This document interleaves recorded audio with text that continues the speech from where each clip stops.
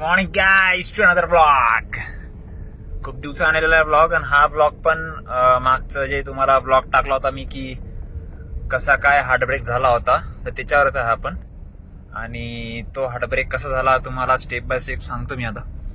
तर त्यासाठी आता सध्या करंटली मी दुकानात चाललेला आहे आणि दुकानात जाऊन तुम्हाला सांगतो मी की टोटल स्टोरी काय होती, कुठं आम्ही मॅच आमच्या ज्याने टर्न झाली आणि कुठे आम्हाला असं वाटलं की नाही आम्ही आता मॅच सोडून दिलेली आहे. तर ते सर्व तुम्हाला आता कळवतो. त्यासाठी मी पहिले आता दुकानात चाललेलो आहे. तर खूप जास्त कधी कधी म्हणतात ना ते की खूप कठीण असते मूव्ह ऑन होणं काही गोष्टीपासून. तर ते खरंच समजत आहे, कारण आज करेक्ट 1 महिना झालेला आहे त्या गोष्टीला, पण अजून पण असं वाटत यार कालच झालेली गोष्ट आहे. आणि माझ्यासाठी सेम, जशी माझ्या टीममेटसाठी पण सेम झालेली आहे गोष्ट, अजून पण त्यांच्या पण डोक्यात अशीलच अशी.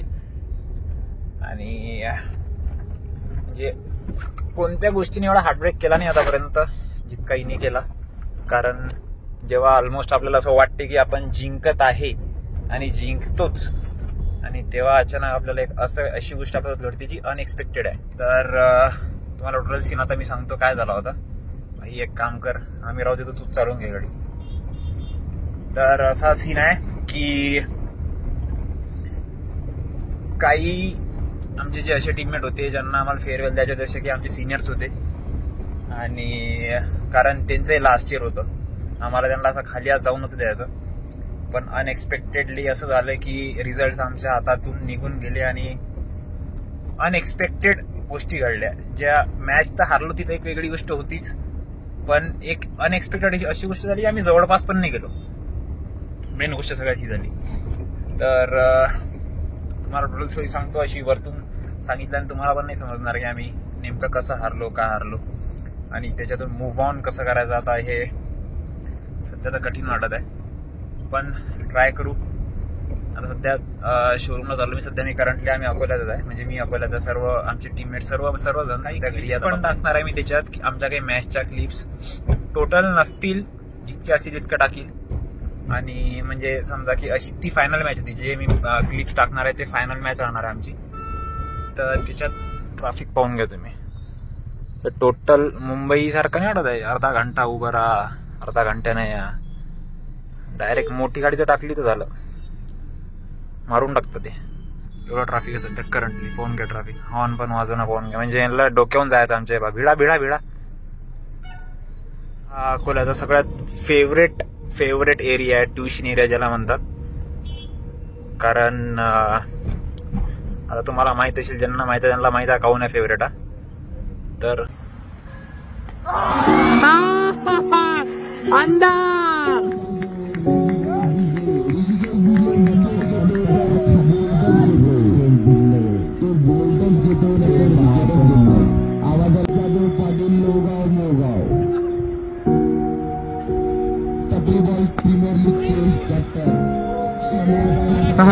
नाही जमराई माझ्यावर बॉल चालून राहिला म्हणते.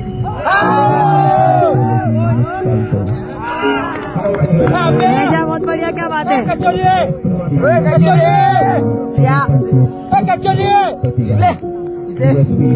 अरे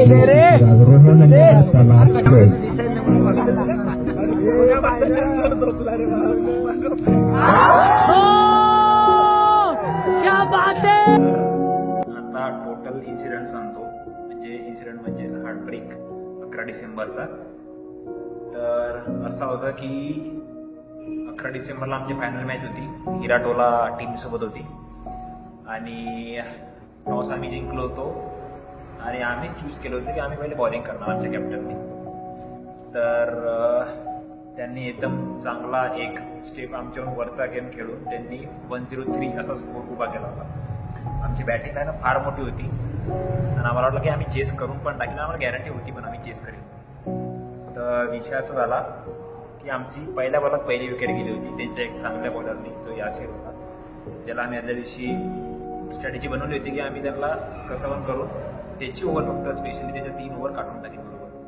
पण त्या त्या एका ओव्हरमध्ये पहिल्या बॉलमध्ये जी विकेट गेली त्याच्या दुसऱ्या ओव्हरमध्ये आमच्या कॅप्टन रोहन सरची पण विकेट गेली LBW. तर तिथं थोडा गेम हल्ला होता आणि मग त्याच्यानंतर जेव्हा प्रेशरमध्ये गेम आला थोडे बॅट्समन पण सेट व्हायला थोडा वेळ लागला आमच्या आणि विकेट पण गेल्या होत्या, बॉल पण कटत होते. त्यांनी फ्लोमध्ये लवकर विकेट काढल्या. त्यांचे पण काही थोडे जर्क होते पण ते आम्ही एक्सक्यूज नाही देऊ शकत समजा. तर त्यांचे ओव्हर पण कटत गेल्या लवकर आणि प्रेशरमध्ये आमच्या प्लेयरने बॅट्समॅनने थोडेफार बॉल पण खाल्ले आणि पण आमचे प्लेयरने फाईट पण एकदम तगडी दिली होती.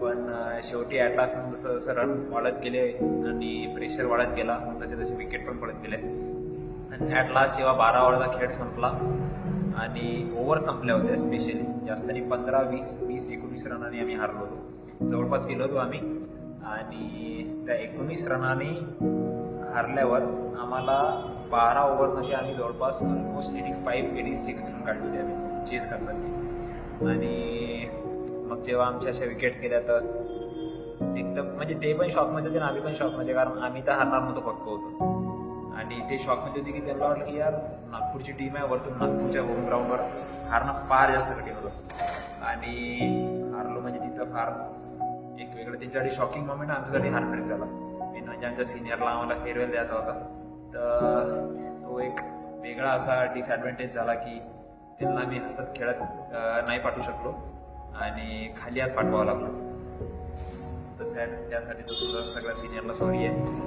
समजा सगळे प्लेयर्स सुद्धा नंतर रडलेच खूप जास्त मी पण होतो आणि कारण एक तर आमचे सिनियर्स सगळे खाली हात गेले आणि मेन म्हणजे की सोनल हारलो आम्ही. सोनलची ट्रॉफी आमच्यासमोर हिराटोला जी टीम आहे ती सोबत आमच्यासमोरून ट्रॉफी घेऊन गेलेली आहे तर त्यासाठी खरा वाटलं आणि डिझर्विंग टीम आम्ही पण होती. पण एक ॲट लास्ट एकच कन्क्लुजन निघते की आम्ही ज्या प्रकारचा गेम खेळलो, ज्या प्रकारचा आमचे विचार होते तर ते आमच्या एक स्टेप अहेडच होते कोणत्या पण बाबतीत. बॅटिंग म्हणा, फिल्डिंग म्हणा, बॉलिंग म्हणा, विचार म्हणा कोणत्या पण, तर ते एक स्टेप अहेडच होते. म्हणून किती पण काही झालं तरी शेवटी एक्सेप्ट करायचं आहे की ते आमच्या खूप जास्त चांगले हिराटवालावाले.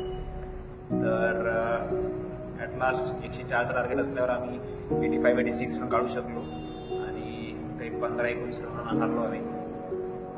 तर एक चूक सुधारायची आहे पुढच्या वेळेस. ती चूक तर सध्या आम्ही आमच्या डोक्यात घेऊन ठेवलेली आहे आणि आमच्या टीममध्ये पुढच्या वेळेस ती चूक सुधारू आणि नक्कीच ट्रॉफी जिंकू. तर 11 डिसेंबर सध्या आमच्या टीममेट त्यांनी सांगायचं पण माझ्या मनातून डोक्यातून नाही गेलेलं समजा, कारण आम्हाला ते फार मोठा हार्टब्रेक लागलेला आहे. कारण आम्हाला माहिती होतं की आम्ही झोनल कधी हारत नाही, कधी हारलो पण इतिहासात पहिल्यांदा हारलो आणि आम्ही ठरवलं होतं की आम्हाला झोनल जिंकून दुसरीकडे जायची आम्ही तयारी पण केली होती. पण ॲट लास्ट शेवटी काही वेगळं लिहिलेलं असेल म्हणून तर होईना. नेक्स्ट टाईम आता आम्हीच राहणार आहे. नेक्स्ट टाईम आमचा लास्ट राहणार आहे. त्यावेळेस आमचे सिनियर्स होतं तर नेक्स्ट टाईम 100% 101% जिंकू.